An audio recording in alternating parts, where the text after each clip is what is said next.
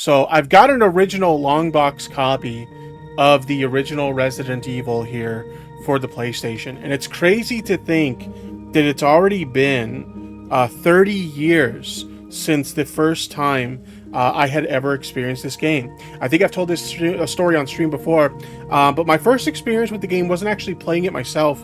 But you know, everybody back in those days, they all had that friend that had everything when it came to video games. That one friend, and I went to that one friend's house, and they were firing up a copy of Resident Evil.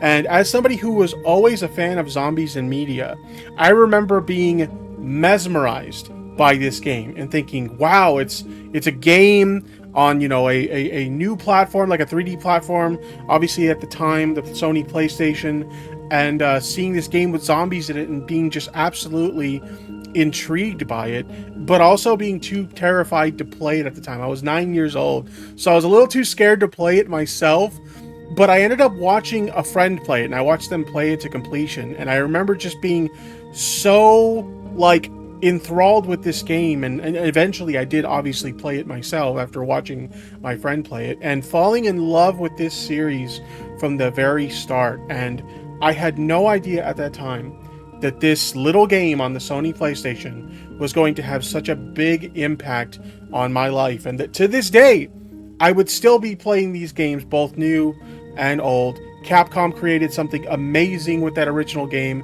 way back in 1996. So happy anniversary, Resident Evil. Still loving being a fan of this franchise to this very day, and I'm looking forward to whatever Capcom puts out in the Resident Evil franchise in the future.